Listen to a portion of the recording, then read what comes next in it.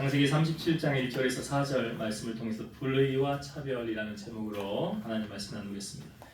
5월은 가정의 달이죠. 그래서 어린이날도 있고 어버이날도 있고 스승의 날도 있고 성녀의 날도 있고 물론 각종 행사도 많습니다. 체육대회도 하고 소풍도 있고 단합대회도 하고 친목을 도모하는 여러 가지 행사들이 있습니다.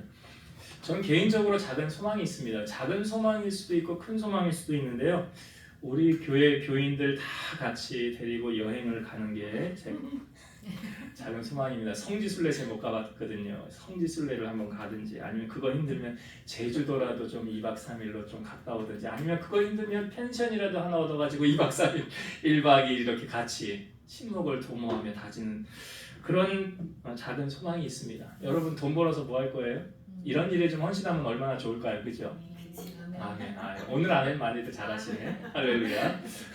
그게 단체로든 비행기표 좀 끊어가지고 비즈니스석을 다 그냥 끊든지. 그래서 그냥 한 번뿐만이 아니라 하면 기회가 되면 우리 교인들 같이 이렇게 했으면 참 좋겠다. 근데 여러분 우리가 이런 마음의 소원을요 품어야 이루어지는 거예요. 빌립보서 2장 13절 보면 너희 안에서 행하시는 이는 하나님이시니 자기의 기쁘신 뜻을 위하여 너희에게 소원을 두고 행하게 하시나니. 하나님께서 우리 마음에 소원을 두시고 이를 행하게 하신다. 그러니까 우리가 하나님의 소원을 품고 있는가 꿈꾸지 않은 것은 절대로 이루어지지 않습니다. 그러니까 이것은 대의를 위한 꿈이에요. 나의 사리사욕을 위한 꿈 말고요. 이기적인 것 말고 이타주의적인 것, 남을 위한 것, 나 때문에 하나님의 축복이 흘러가는 인생, 축복의 통로로 살아가는 인생, 그런 인생이 참 복된 인생이 아닌가 싶은데요. 하나님께서 주신 꿈을 통해서 그 축복의 통로로 산 사람이 있습니다. 우리는 꿈의 사람 하면 오늘 본문에 나오는 요셉이라는 사람을 이야기를 하죠. 아브라함이 이제 이삭을 100세에 낳지 않습니까? 그리고 이삭이 결혼을 40세 했거든요. 근데 20년 동안 자녀가 없었어요. 그리고 60세에 야곱과 에서를 낳게 됩니다.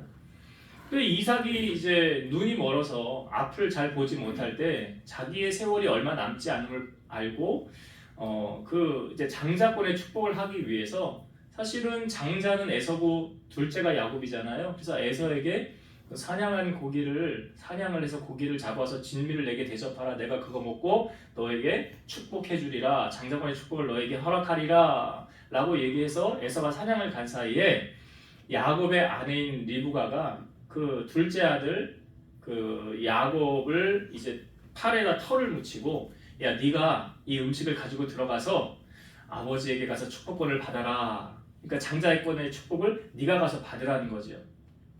그러니까 뭐 야곱은 자기 의지와 상관이 없이 그냥 어머니가 시키는 대로 들어가서 아버지에게 주는데 아버지 제가 음식을 가지고 왔습니다. 이거 드시고 저를 축복해 주세요. 그랬더니 이삭이 이상하다. 목소리는 분명히 야곱의 목소리인데 그럼 일로 와봐라. 네 팔을 한번 내가 만져보자 해서 팔에다가 염소털을 이렇게 붙여놨잖아요. 그러니까 에서는 털이 많다 해서 이름의 뜻이 에돔 불다라는 뜻인데 그러니까 야곱은 털이 없었고 에서는 털이 많았다는 거죠. 팔을 한번 만져보자 했더니 팔이 덩성덩성한 거죠. 양털을 묻혀놨으니까. 그러니까 그냥 의심하지 않고 음식을 먹고 이삭이 야곱에게 축복권을 허락해주며 축복을 해주죠. 그리고 나서 이제 에서가 사냥을 해서 음식을 잡아서 아버지에게 가져와 보니까 아버지가 뭐라 그래요? 야, 조금 전에 네가 들어온 거 아니었냐? 하면서 그럼 네 동생이 와서 너의 축복권을 받아갔나 보다. 그 사실을 알고 에서가 이제 야곱을 죽이려고 하잖아요. 그러니까 어머니가 야, 내 아들 잃으면 안 되지, 죽으면 안 되지 하니까 급히 너 외삼촌 집으로 가라 해서 외삼촌 집으로 보내게 되잖아요. 그래서 야곱이 외삼촌 라반의 집에 머무를 때 거기서 거의 한 20년을 있다가 돌아오게 되는데 야곱이 외삼촌 집에 가서 그 버틸 수 있었던 힘의 원동력이 무엇이었습니까? 그 라반의 둘째 딸 라헬이 자기를 봤을 때 너무 사랑했다는 거죠. 그래서 내가 외삼촌을 위해서 7년 동안 내가 봉사할 테니까 라헬을 내게 아내로 주십시오. 그래서 7년을 수일같이 야곱이 일했다고 그러잖아요. 7년이라는 세월이 수일이 될 수 없거든요. 어떻게 그게 가능했습니까?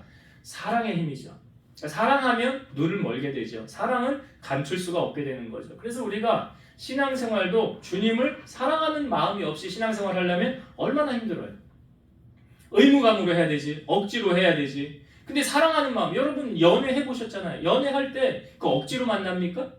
아니잖아요. 기다려지잖아요. 아유 언제 퇴근하지? 시간이 왜 이렇게 한가? 저녁에 만나야 되는데 만나서 뭘 할까? 기다려지잖아요. 연애하다 보면 그 마음 생기지 않습니까?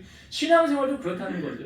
주님을 사랑하는 마음을 가지고 우리가 신앙생활을 해야지. 그렇지 않으면 억지로 하면 너무 힘들다라는 거예요.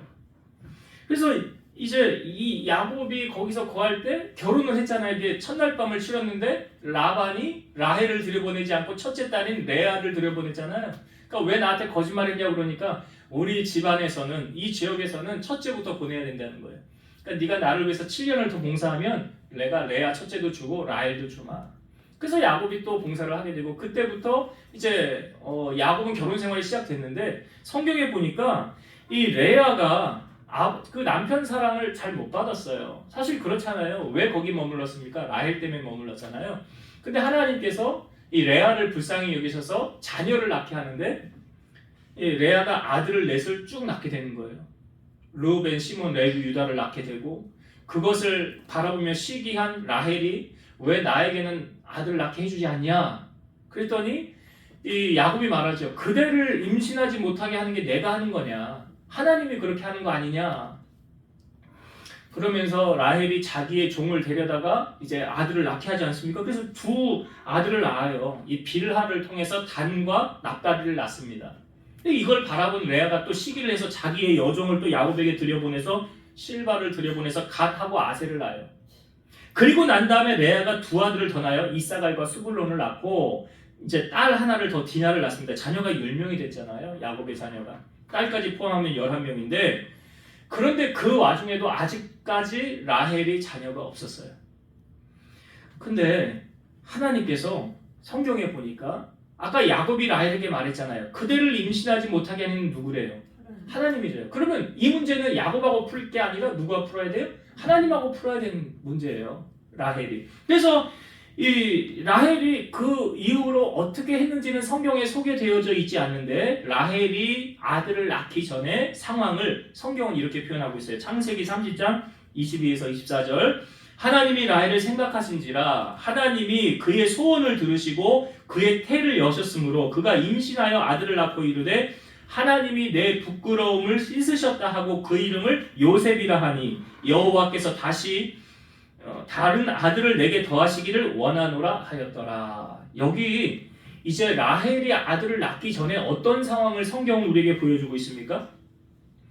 제가 성경 읽을 때 가장 먼저 어떤 단어가 나왔어요? 하나님이 라헬을 생각하신지라.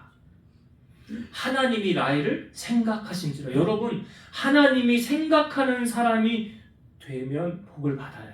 이게 무슨 의미를 갖고 있냐면 하나님이 생각한다는 게 뭐예요? 내가 얘를 어떻게 도와줄까? 내가 저 문제 어떻게 해결해 줄까? 내가 그 문제를 언제 시행해야 될까? 그러니까 여러분 이 라헬과 비슷한 일을 겪었던 사람이 성경에 또 등장하잖아요. 한나. 한나와 남편하고 사이 좋았죠. 엘가나하고. 근데 아이를 못 낳았잖아요. 근데 성경은 한나가 아이를 못 낳는 걸 왜 못 낳았다고 성경 말하니까 여호와께서 임신하지 못하게 하셨더라.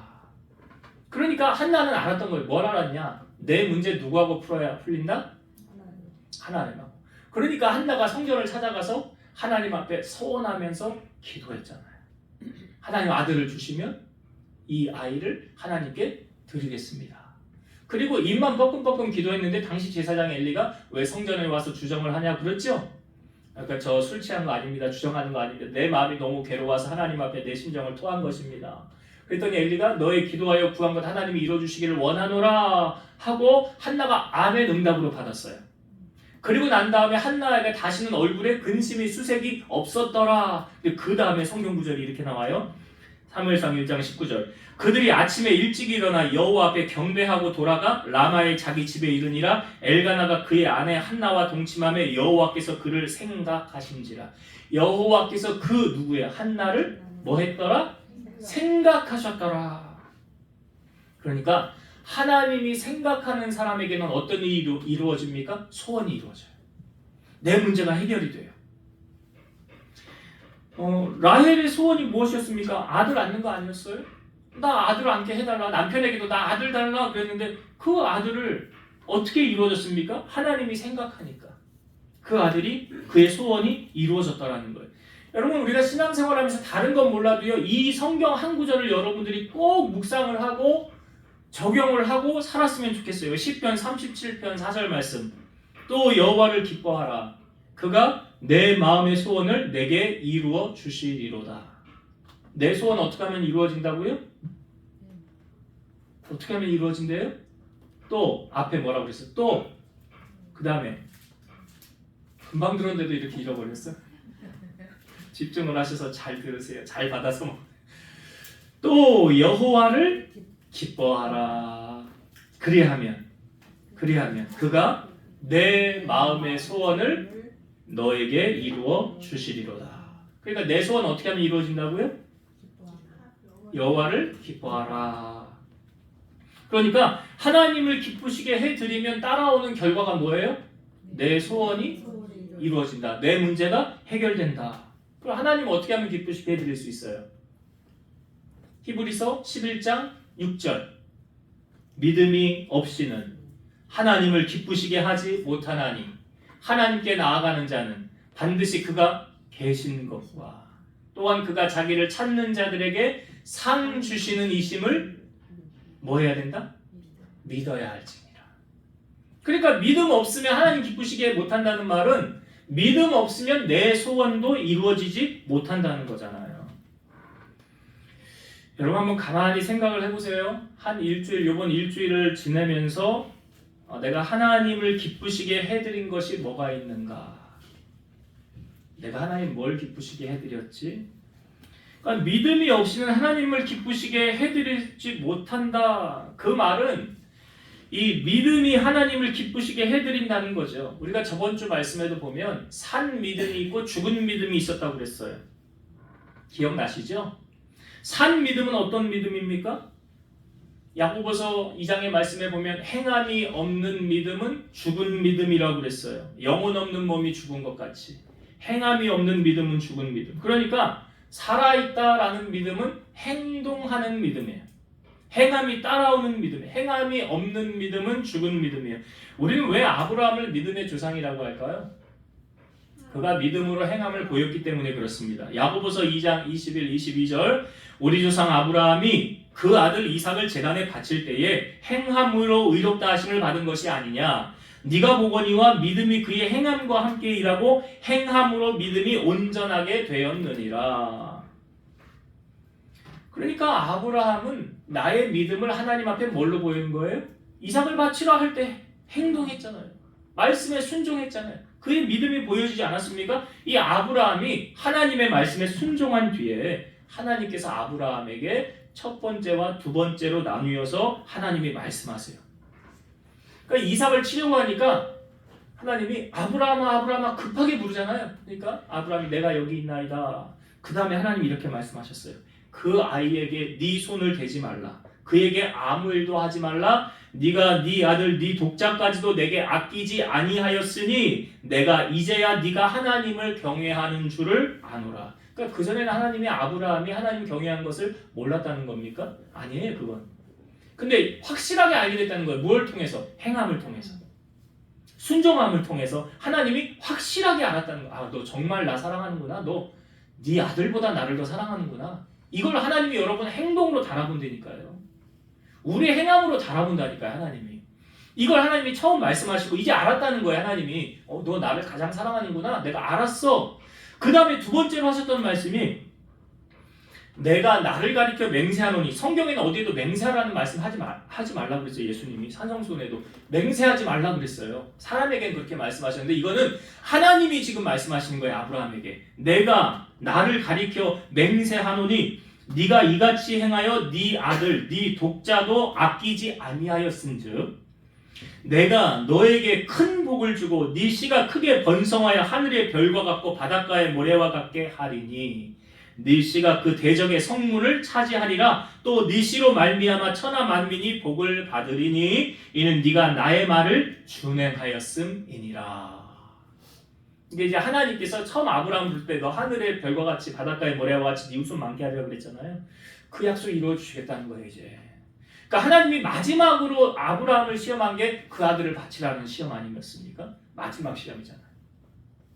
거기서 아브라함이 통과하고 난 다음에 하나님이 이제 너는 복의 근원이 될 것이라고 그러는 거예요. 그러니까 여러분, 하나님이 공짜가 있습니까? 없습니까? 없어요. 심은 대로 거는 거예요. 기브 앤 테이크예요. 이사야 1장 19, 20절 너희가 즐겨 순종하면 땅의 아름다운 소산을 먹을 것이요 너희가 거절하며 배반하면 칼에 삼켜지리라 여호와의 입에 말씀이니라. 순종하면 복을 받아요. 그러나 불순종하면 복받지 못합니다. 출애굽기 20장 6절 나를 사랑하고 내 계명을 지키는 자에게는 1000대까지 은혜를 베푸느니라. 몇 대까지요? 1000대. 누구에게요? 하나님 사랑하고 계명 지키는 자, 말씀에 순종하는 자. 우리가 저번 주에 말씀에 요한 3서 말씀 나눴죠. 진리 안에서 행하는 그 사람 누구였습니까? 산 믿음의 소유자였잖아요. 너희가 진리 안에서 행한다. 너는 진리 안에서 행하는구나. 누구였죠? 가이오. 예, 가이오. 그래서 가이오는 하나님을 기쁘시게 하는 사람이었다라는 거예요. 그런데 반면에 높은 자리만 탐하고 남은 애를 대접하지도 않고 사랑을 실천하는 자까지도 교회에서 쫓아내고 악한 사람, 이 사람은 누구였습니까? 좀 이름이 어렵죠. 디오드레베. 그죠? 그러니까 선을 행할 줄 알고도 행하지 않으면 죄라고 성경은 말하고요. 우리가 말과 혀로만 사랑하지 말고 행함과 진실함으로 하라라고 말하고 있어요. 그래서 이 아브라함이 이 한 사람, 믿음의 조상 한 사람의 영향력이 얼마나 큽니까? 성경에는 이 한 사람 나 하나쯤이야를 대수롭게 보지 않아요. 그 한 사람으로 말미암아 하나님 큰 일을 행하십니다. 여호수아 23장 10절 너희 중 한 사람이 1000명을 쫓으리니 이는 너희의 하나님 여호와 그가 너희에게 말씀하신 것 같이 너희를 위하여 싸우심이라. 너희 중 한 사람이 몇 명을 쫓아요? 1000명을. 실제로 이렇게 한 사람이 싸워서 1000명을 죽인 사건이 있었잖아요. 누구죠? 힌트. 나귀의 턱뼈. 삼손. 삼손이 나귀의 턱뼈로 1000명을 죽었잖아요. 그 한 사람이. 한 사람. 믿음의 조상 아브라함 한 사람을 통해서 이 아브라함의 후손들이 이제 애굽으로 가지 않습니까? 이제 하나님이 이거 앞부분에 창세기 아브라함에게 하셨던 말씀, 너는 4대 만에 이 땅으로 돌아갈 것이다. 애굽으로 갈 것이고 거기에서 있다가 400년 후에 다시 돌아올 것이니라라고 말씀하셨거든요. 근데 애굽으로 갔을 때 그 아브라함의 후손들이 정착하여 자리를 잡고 살 수 있도록 모든 여건을 만든 사람, 그 사람 누굽니까? 요셉이죠.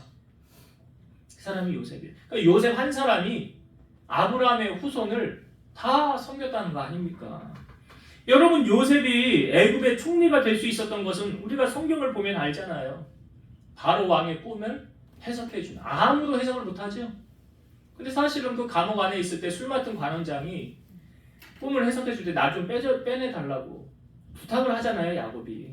그러니까 눈에 자기 언제까지 감옥에 있을지 모르니까. 근데 술 맡은 관원장이 감옥에서 나가면서 머릿속에서 요셉의 생각을 하나님이 지워버리죠. 근데 2년 뒤에 다시 생각나게 하시잖아요. 그래서 술 맡은 관원장이 얘기해서 당장 불러와라. 그래서 요셉이 꿈 해석해주잖아요. 내용은 이거였잖아요. 앞으로 7년 동안은 풍년이 있을 것이고 그 뒤에 7년 동안 흉년이 있을 것이니 사람을 세워서 이 일을 대비하게 하옵소서. 그랬더니 야, 너같이 똑똑한 사람 내가 못 봤다. 하나님의 영에 감동된 사람 못 봤다. 그래서 반지를 빼주면서 너를 주면서 네가 이 땅을 통치하고 다스려라 그러잖아. 나는 자리만 있을 뿐이니라. 그래서 요셉이 그 자리에서 그때 총리가 되지 않습니까? 제가 오늘 이 본문을 보면서 요셉의 삶을 제가 살펴보려고, 사실 요셉이 이제 등장하는 게 처음 시작이 37장입니다. 17세의 소년으로 보여주고 있어요. 그전에는 그냥 태어난 것만 보여줬지, 이제 17세의 소년이 되어서 요셉이 어떤 사람, 어떤 가치관이 되었더라라는 것을 우리가 살펴보길 원하는데요. 이 어른들이 아이들에게 이런 말을 자주 합니다. 야, 먼저 인간이 돼야 돼. 먼저 사람이 돼야 돼. 이런 일을 하잖아요. 근데 뭘 두고 하는 말입니까? 인간성 두고 하는 말이죠. 그 사람이 어떤 인격을 가지고 사느냐는 그 사람의 인생을 결정함에 있어서 상당히 중요한 역할을 합니다. 그러니까 무엇에 가치를 두고 사느냐, 가치관, 어떤 가치관이 형성되어 있고 또 세계를 바라볼 때 어떤 세계관을 가지고 세상을 바라보느냐, 이런 것이 모아져서 형성되어지는 게 인격이라는 거죠. 그러니까 돈을 가장 중요하게 여기는 사람의 가치관은 수단 방법 가리지 않고 돈만 벌면 되겠지요. 그러니까 돈을 쫓아가는 거예요. 그러니까 결국 자식이 부모를 죽이는 사건, 내 주변에 있는 사람들을 죽이는 사건, 이거 왜 그런 거예요? 그 생명보다 뭐가 더 귀한 거예요? 뭐 돈이 더 귀한 거 아니에요? 돈 쫓아가다 보니까, 돈 내놓으라고 하다 보니까 그러는 거 아닙니까? 뭐 사기치고 돈 되는 일이라면 물불을 가리지 않는 그 가치관이, 예, 돈이 제일 귀한 가치관으로 세워져 있다 보니까 뭐 청부살인도 뭐 마다하지 않잖아요. 그래서 이 가치관을 바로 세워주는 건 정말 중요합니다. 여러분 이 말 들어보셨죠? 백년지대계라는 말 들어보셨죠? 100년간의 큰 계획이다. 먼 장래까지 내다보고 계획을 세우는 아주 큰 계획을 백년지대계라고 하는데요. 농사를 짓는 데는 1년의 계획이 필요하고요. 나무를 심는 데는 10년의 계획이 필요합니다. 근데 사람을 키우는 데는 100년의 계획이 필요한 거예요. 그래서 교육을 백년지대계라고 하는 거예요. 왜 자녀들 공부를 시킵니까? 배워야 산다고 그러잖아요. 크리스찬은 배워서 남줘라 하지 않습니까? 옳고 그름을 판단하고 정의와 불의를 분별할 수 있도록 공부하라는 거예요. 바른 가치관을 세우기 위해서 특별히 세상의 공부보다 더 중요한 건 하나님의 말씀이에요. 성경적인 가치관을 가지는 것은 그 무엇보다 중요합니다. 그런 의미에서 요셉의 가치관은 어떠했을까? 자, 2절의 말씀에 보니까 요셉이 이런 가치관이었구나라는 걸 보여줘요. 2절을 다시 볼게요. 야곱의 족보는 이러하니라. 요셉이 17세의 소년으로서 그의 형들과 함께 양을 칠 때에 그의 아버지의 아내들 빌하와 실바의 아들들과 더불어 함께 있었더니 그가 그들의 잘못을 아버지에게 말하더라.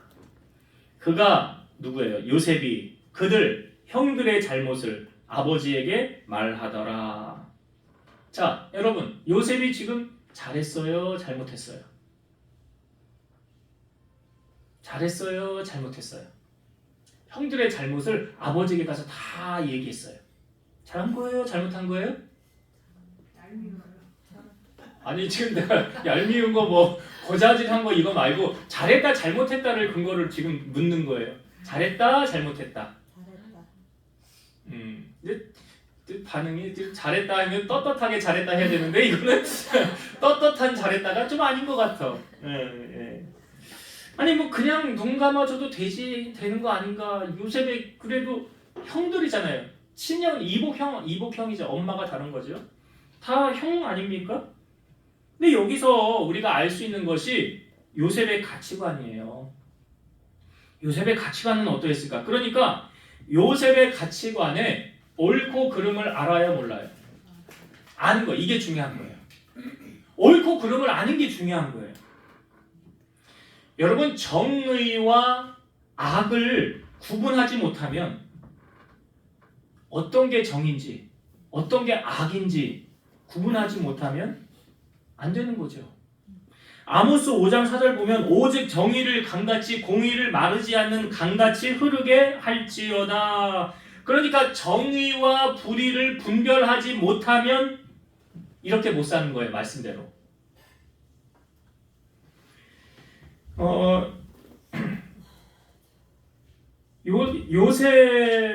요셉은 아버지에게 우리 성경을 보니까 고자질한 게 아니고요. 불의를 보고 그냥 넘어가지 않은 거예요. 바로잡기 위해서 말을 한 거예요. 불의를 보고 침묵을 하면 방관자입니다. 그럼 그 사람은 잘못이 없는가? 그건 아니래요. 알고도 묵인하는 것은 똑같다라는 거예요. 요셉이 지금 아버지에게 이야기한 것은 정의가 살아있기 때문에 잘못된 것을 시정해 나가야 다음부터 그러지 않을 것 아닙니까? 그 바늘도둑이 소도둑 된다는 말 있죠. 결국 작은 죄와 타협을 하게 되면 나중엔 걷잡을 수 없도록 타락하게 된다는 거예요. 이 요셉이요, 그 형들 잘 있는 아버지 심부름 하러 갔을 때 사실 죽이려고 하지 않습니까? 꿈꾸는 자가 온다, 꿈이 이루어지나 보자.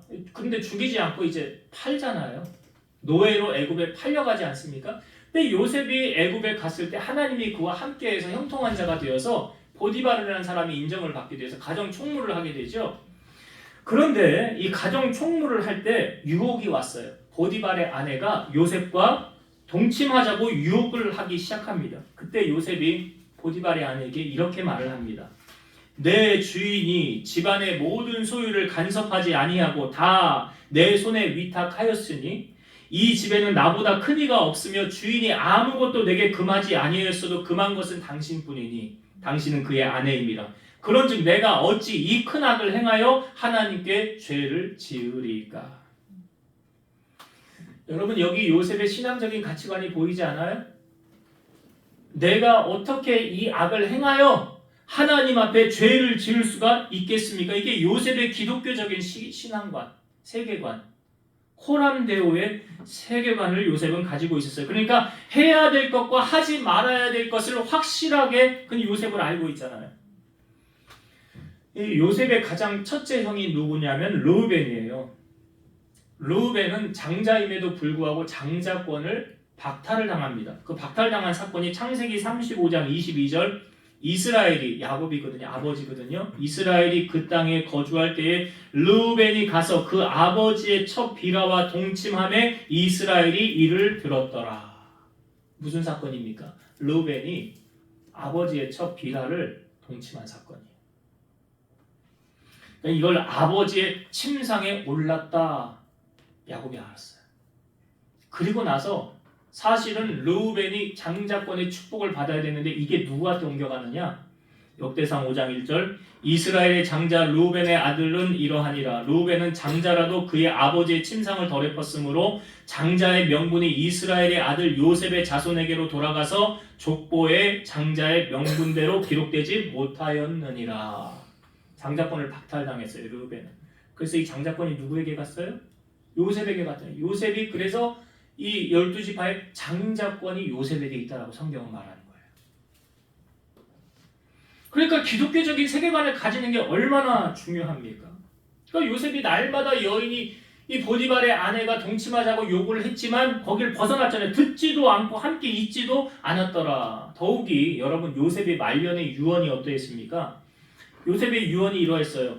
사람들을 다 모아놓고 나는 죽을 것이나 하나님이 당신들을 돌보시고 당신들을 이 땅에서 인도하여 내사 아브라함과 이삭과 야곱에게 맹세하신 땅에 이르게 하시리라. 하나님이 반드시 당신들을 돌보시리니 당신들은 여기서 내 해골을 메고 나가겠다고 하라. 그러니까 요셉이 내 해골을 여기에 묻지 말고 약속의 땅 가나안에 가서 거기에 묻어달라라고 이야기를 하는 거예요. 죽은 다음에 여러분 그게 뭐가 중요합니까? 죽은 다음에 뭐 알아요? 모르잖아요. 근데 요셉의 이 말은 어떤 의미를 담고 있습니까? 애굽에 묻히지 않고 가나안 땅에 묻히게 해달라는 것은 세상 속에 살고 있지만 세상과 타협하지 않고 불의와 타협하지 않고 진리에 서 있겠다 이 말이에요. 죽어서라도. 세상 속에. 고린도전서 13장 6절 사랑에 대해서 말하는 건데 불의를 기뻐하지 아니하며 진리와 함께 기뻐하고. 여러분 공무원의 시험을 합격해도요. 필기시험 잘 봤다고 해도 다 합격되는 게 아니더라고요. 아시죠? 그 다음에 조사하잖아요. 조사해요. 개인 조사 쭉 해가지고 범죄 경력이 있거나 전과가 있거나 그런 공무원 시험 박탈당해요. 못 들어가요. 왜냐? 아니 너 같은 범죄자가 아니 그 어떻게 그 사람들에게 그런 충고를 하고 이렇게 할 수 있겠냐? 자기는 진리 편에 서지 못하면서 어떻게 그렇게 사는 사람들에게 이렇게 할 수 있냐? 이건 불합리하다. 불합리하다. 우리는 내 눈에 들보는 못 보고 남의 눈에 티는 잘 보죠. 그래서 예수님 말씀하죠. 먼저 네 눈 속에 들보를 빼고 그리고 나서 남에게 충고를 해주지 이렇게 하라. 예수님을 시험하려고 가는 중에 잡혀온 여인을 데려옵니다. 그러면 이렇게 말하죠. 모세의 율법에 의하면 이 사람은 돌로 치라고 하는데 당신은 어떻게 하겠습니까? 예수님을 시험에 얽어맨 거죠. 예수님이 손으로 이렇게 뭐라고 쓰시다가 한 말씀 하죠. 너희 중에 죄 없는 자가 돌로 쳐라. 너희 중에 죄 없는 자가 먼저 돌로 쳐라. 자, 이 말을 들은 사람들이 양심의 가책을 받아 하나 둘 떠나가기 시작합니다. 다 떠나가고 예수님하고 여인만 남았어요. 예수님이 질문합니다. 너를 이렇게 하였던 사람들 다 어디 갔냐? 너를 고소했던 사람들 어디 갔냐? 그랬더니 다 떠나갔습니다. 예수님이 한 말씀 더 하죠. 나도 너를 정죄하지 아니하노니 가서 다시는 죄를 범하지 말라. 그래. 예수님도 정죄하지 않는데요. 이 여인에게 다시는 죄를 범하지 말라. 다윗의 아들 가운데 암논이라는 아들이 이 이복 누이인 다말을 사랑했죠. 우리가 이거 설교 때도 나누었었죠. 그래서 어떻게 못하니까 상사병이 났을 때 그 옆에 요나답이라는 친구가 있었죠. 간교한 사람. 너 왜 그래? 얘기해봐. 고민 해결해 줄게. 그래? 그럼 너 아픈 채 하고 누워있다가 아버지 들어왔을 때 다말이 와서 밥상 차려달라고 그래. 그럼 되잖아. 그걸 시킨 대로 합니다. 또 암논이. 그래가지고 암논이 들어왔을 때 겉하나 강간했잖아요. 그리고 나서 이전에 사랑하던 사람보다 미워하는 마음이 더 커져서 쫓아내보냈죠. 나를 이렇게 내보내면 어떡하냐고 아버지에게 얘기해서 우리 가정을 이루고 그냥 삽시다. 결혼합시다. 그랬는데 노 했어요. 암논이. 그래서 쫓아내보낸 다음에 이 다말의 오라버니였던 이 압살롬이 그 사실을 다 알게 되죠. 근데 다윗도 이 사실을 다 알게 됐어요. 성경에 보니까 다윗이 심히 노하니라 이렇게 표현되어져 있거든요. 그러니까 다윗이 화는 났지만 수습 안 한 거예요. 그러면 다윗이 수습을 해야 되잖아요.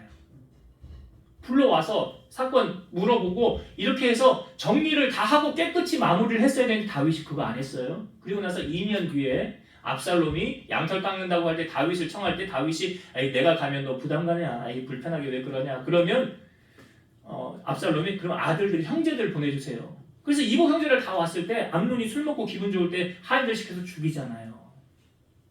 그때 죽잖아요. 그러니까 사실 이것을 덮을 수 있는 기회가 다윗에게 있었습니까? 없었습니까? 있었다고요. 있었잖아요. 그 소식을 들었잖아요. 알았잖아요. 그럼 그때 정리를 했어야지. 아무 말도 안 하고 그냥 넘어가니까 그 뒤에 2년 뒤에 암논 죽었잖아요. 암논만 죽었습니까? 반역을 압살롬이 일으켜서 압살롬 나무 위에 또롱또롱 매달려 있는 거 요압이 가서 창으로 찔려서 압살롬도 죽잖아요. 그래서 잠언 22장 6절에 보면 마땅히 행할 길을 아이에게 가르치라. 그리하면 늙어도 그것을 떠나지 아니하리라. 3살 버릇 80가잖아요. 그러니까 여러분 우리가 대세를 따르지 말고 진리를 따르는 자녀로 키워야 된다는 거죠. 예수님을 닮아서 예수님처럼 사는 자녀로 키워야 되는 거예요. 디모데후서 2장 15절 너는 진리의 말씀을 옳게 분별하며 부끄러울 것이 없는 일꾼으로 인정된 자로 자신을 하나님 앞에 드리기를 힘쓰라. 그러니까 하나님께 드리는 자녀. 하나님이 키우는 자녀. 하나님 책임지시죠. 디모데후서 2장 22절 너는 청년의 정욕을 피하고 주를 깨끗한 마음으로 부르는 자들과 함께 의와 믿음과 사랑과 화평을 따르라. 시편 119편 9절 청년이 무엇으로 그의 행실을 깨끗하게 하리이까 주의 말씀만 지킬 따름이니이다. 이게 말씀에 입각한 가치관 가지는 것. 성경적인 세계관을 가지는 것. 시편 119편 11절 내가 주께 범죄하지 아니하려 하여 주의 말씀을 내 마음에 두었나이다. 이거 요셉이 보디발의 아내 앞에서 했던 말이 이 말이에요. 여러분 한 사람 요셉으로 말미암아 아브라함의 후손들이 애굽에 정착하게 되어서 이 요셉이 다 섬기지 않습니까? 그러니까 한 영혼이 천하보다 귀하잖아요. 진리의 편에 서는 한 사람, 하나님의 가치관을 갖고 세상 속에서 진리를 행하며 공의를 강같이 흐르게 하는 이 한 사람이 축복의 통로로 하나님께 귀히 쓰임받을 수 있다라는 사실을 우리가 알았다면 나만 알고 있을 것이 아니라 이 바른 가치관을 자녀들에게도 전수해주고 내 주변의 사람들에게도 전수해주고 하나님의 말씀으로 살아가면 하나님이 이렇게 축복하시고 역사하시더라. 그러한 은혜를 누리고 전하는 여러분 되시길 주의 이름으로 축원드립니다. 자, 요셉이 이렇게 아버지에게 형들의 잘못을 얘기했잖아요. 자, 근데 그 다음에도 3절과 4절에 한번 봅시다. 이 가정이 이런 가정이에요. 3절과 4절 요셉은 노년에 얻은 아들이므로 이스라엘이 여러 아들들보다 그를 더 사랑함으로 그를 위하여 채색옷을 지었더니 야곱이 요셉을 더 사랑해서 다른 아들들보다 그래서 그를 위해 채색옷 지었다는 거예요. 4절 그의 형들이 요셉의 형들이 아버지가 형들보다 그 요셉을 더 사랑함을 보고 그 요셉을 미워하여 그 요셉에게 편안하게 말할 수 없었더라.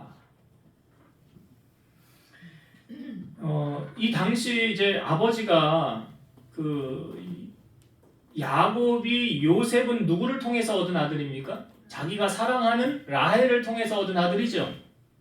네? 그러니까 다른 아들들보다 그를 더 사랑한 거예요. 그래서 그에게 채색옷을 지어 입혔더라. 이게 색동저고리거든요.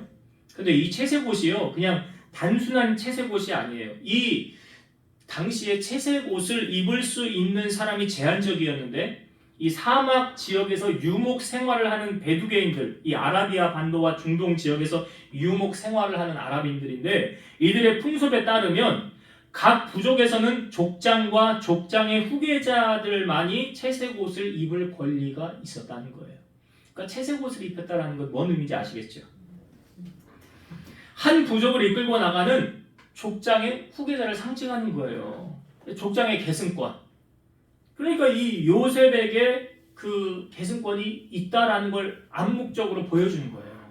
이 채색옷을 입혔다는 게 상징성이에요. 우리가 그 장례식장에 보면 참 의대롭게 하는 가정들도 있지만 많이 싸우는 가정들도 있어요. 왜 싸웁니까? 장례식장에 가면 싸우는 이유는 딱 하나예요. 돈 때문에 싸우는 거예요. 유산 때문에 싸우는 거예요. 이 아버지 야곱이 지금 요셉을 다른 자녀보다 더 사랑하니까 자, 그 결과로 가장 손해보는 사람은 누굴까요? 네? 형들이 가장 손해보는 것 같지요. 4절을 한번 다시 보세요.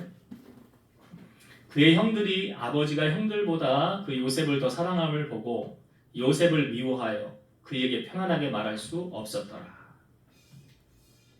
그러니까 형들이 지금 누굴 미워해요? 요셉을 미워하는 거죠. 그러니까 형들과 요셉 사이에 장벽이 생겼어요. 거리감이 생겼어요. 속마음을 털어놓고 이야기할 수 있는 사람이 있는 거 행복한 사람입니다. 근데 내 속을 아무도 털어놓을 사람이 없다는 건 참 불행한 사람이에요. 여러분 속에 있는 이야기 아무에게나 합니까? 아무에게나 못하죠.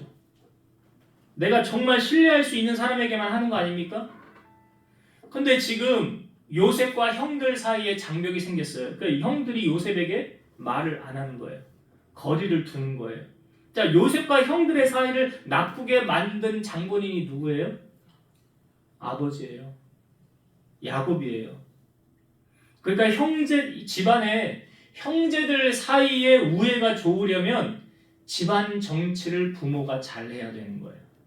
10손가락 깨물어 안 아픈 손가락 없다고 그러죠? 그러니까 다 똑같이 사랑하는 것 같죠? 그래야 그렇지 않아요. 근데 길이가 다른 거예요. 그러니까 형제 우애가 좋아야 된다는 거죠. 이 야곱이 그 사실은 아버지를 속이고 형이 받아야 될 장자의 축복권을 받은 거 이거 야곱의 머리에서 나온 생각입니까? 아니죠. 이거 이 집안부터요. 아버지는 고기를 좋아해서 에서를 더 사랑했다고 그러고 어머니는 가정적이라 자기 말 듣고 옆에서 말 잘 들어주는 야곱을 더 사랑했어요. 그러니까 이 집안부터 벌써 어떻게 편이 갈라졌었다는 거죠. 그러니까 어머니가 이 야곱을 데려다가 놓고 다 분장을 시켜서 이거 행한 거 다. 그러니까 이게 뭐냐면 집안에서의 편애예요. 편애.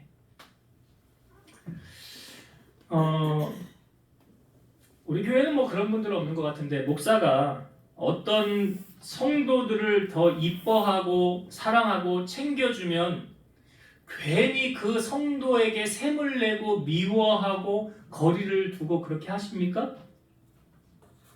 그런 분은 우리 교회는 없는 것 같아요. 내가 보기에 없는 것 같아요. 그러니까 내가 이렇게 자유롭게 얘기를 하는 거예요. 그런 걸로 시험 들면은 교회 오기도 껄끄럽겠죠.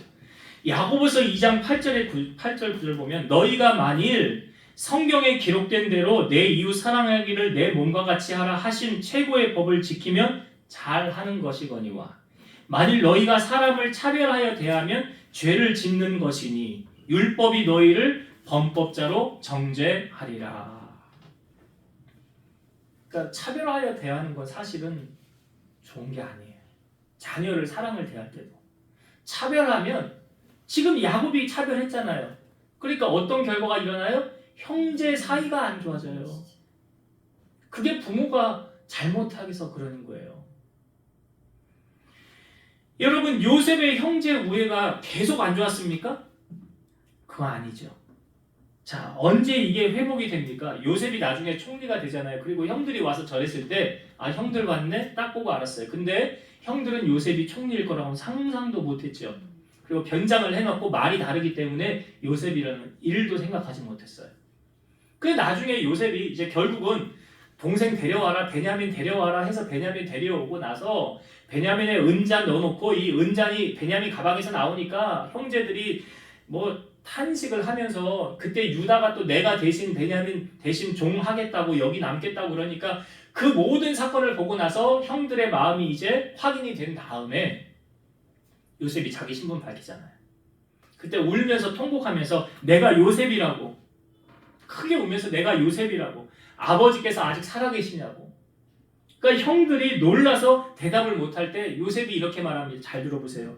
내게로 가까이 오소서. 나는 당신들의 아우 요셉이니 당신들의 애굽의 판자라. 당신들이 나를 이곳에 팔았다고 해서 근심하지 마소서, 한탄하지 마소서. 하나님이 생명을 구원하시려고 나를 당신들보다 먼저 보내셨나이다. 이 땅이 2년 동안 흉년이 들었으나 아직 5년은 밭갈이도 못하고 추수도 못할지라 하나님이 큰 구원으로 당신들의 생명을 보존하고 당신들의 후손을 세상에 두시려고 나를 당신들보다 먼저 보내셨나니 그런즉 나를 이리로 보낸 이는 당신들이 아니요 하나님이시라. 하나님이 나를 바로에게 아버지로 삼으시고 그 온 집의 주로 삼으시며 애굽 온 땅의 통치자로 삼으셨나이다. 이 말을 하고 나서 요셉이 자기의 친동생 베냐민의 목을 끌어안고 서로 울고요. 그 다음에 형들하고 입 맞추고 서로 웁니다. 그러니까 요셉이 이제 다 화해가 된 거 아니에요? 형제들하고? 어떻게 이게 가능할 수 있습니까? 그 전에 요셉은요. 형들하고 사실 17세까지만 해도 아버지로 인해서 담이 생겼었잖아요. 그런데 그 이후로 하나님의 사랑을 그가 품고 살면서 이 형들하고의 갈등 관계가 다 회복이 되어지는 거예요. 갈라디아서 5장 14, 15절 온 율법은 내 이웃 사랑하기를 내 자신같이 하라 하신 말씀에서 이루어졌나니 만일 서로 물고 먹으면 피차 멸망할까 조심하라. 그러니까 마귀는 너 망하고 나 망하자. 근데 하나님은 너도 살고 나도 살자. 이게 뭐예요? 하나님의 사랑이에요. 그러니까 오늘 요셉을 통하여 우리에게 보여주는 건 무엇입니까? 이제 말씀을 정리하고 마칠게요. 여러분, 우리가 이 땅에 살아가는 동안 어떤 가치관, 어떤 세계관을 가지고 살아가느냐 무엇보다 중요해요. 그걸 왜 중요하냐? 어느 게 정인지, 어떤 게 불인지 분별을 할 줄 알아야 되잖아요. 그 분별을 할 수 있는 기준이 무엇입니까? 하나님의 말씀이에요. 말씀에서 빗나가는 건 잘못된 거예요. 말씀이 가치관이 되어야 돼요. 기독교적인 세계관 가치관을 가지고 살아가면 불의를 분별할 수 있어요. 정의를 알 수 있어요. 그리고 우리가 이걸 알아야 이 땅에서 바로 살 거 아니에요. 잘못된 것을 따라가지 않을 것이고 하나님이 원하고 기뻐하는 뜻대로 살아갈 것 아닙니까? 그래서 마땅히 행할 길을 아이에게 가르치라는 말이 뭐예요? 너 기독교적인 신앙, 세계관, 가치관을 가져야 돼. 그래야 하나님의 손에 귀하게 쓰임받을 수 있어. 성경을 가까이 해야 되고 성경이 시편 119편의 말씀이 주제잖아요. 내가 주께 범죄하지 아니하려 하여 주의 말씀을 내 마음에 두었다고 하잖아요. 그러니까 성경적인 가치관을 가지고 세계를 바라보는 자가 돼야 된다. 무엇보다 중요한 거예요. 이렇게 자녀를 키우셔야 돼요. 두 번째, 이 야곱의 집안에 사실 아들이 12이거든요. 요셉하고 베냐민도 나중에 있잖아요. 라헬이 낳은. 근데 형제들 간의 사이가 좋지 않았지요. 여기 미워했다고 그러잖아요. 형들이 요셉 미워했다고. 사실은 서로 한 형제니까 뭐 아버지는 갖고 배는 다르다 할지라도 한 형제 아닙니까? 그럼 서로 사랑하고 위해주고 섬겨야 되는데 그렇게 하지 못한 원인 제공 누가 한 거예요? 가만히 보니까 야곱이 했네요. 야곱이. 그래서 여러분 우리 뭐 어린이 주일인데 우리가 아까 교동문을 묵상할 때 그러니까 너희 자녀를 노엽게 하지 말라 그러죠? 노엽게 하지 말라. 차별하여 대우하지 말라. 그렇게 하지 마시고 여러분 주님의 사랑으로 그 사랑을 실천하고 그냥 항상 그런 것 같아요. 자녀에게는 비교를 하지 말고 1대1 너하고 난 1대1이야. 또 다른 자녀에게도 너하고 난 1대1이야. 난 너를 똑같이 사랑해. 이렇게 자녀들에게 그 마음을 심어준다면 그 자녀들이 부모의 사랑을 받고 형제들 간에도 우애 있고 사랑 있고 아름답게 성장하고 자라갈 줄로 믿습니다. 그런 복된 가정 세워나가는 여러분 되시기를 주의 이름으로 축원드립니다. 기도하겠습니다. 지금도 살아서 역사하시는 하나님, 오늘 요셉을 통해서 우리에게 주시는 말씀을 나누었습니다. 먼저는 우리가 이 땅을 바라볼 때, 이 세계를 바라볼 때 하나님의 시각으로 세상을 바라볼 수 있는 기독교적인 세계관을 갖게 하옵소서. 하나님 정의를 분별하고 악을 분별할 수 있는 눈을 가지고 세상을 바라보는 저희를 되게 하시고 하나님이 기뻐하시는 것과 싫어하시는 것을 분별할 수 있는, 그래서 뱀처럼 지혜롭고 비둘기처럼 순결하라는 주님의 말씀 따라 세상을 살아가는 저희들 되게 하여 주옵소서. 또한 우리가 사랑을 실천할 때에 이기적인 차별적인 사랑을 하는 것이 아니라 주님의 마음을 품고 모두를 사랑하고 섬김으로 서로 다 화해하며 사랑을 이루며 하나 되는 복된 가정들 세워가는 우리 성도들 다 되게 하여 주옵소서. 예수님 이름으로 기도드리옵나이다. 아멘.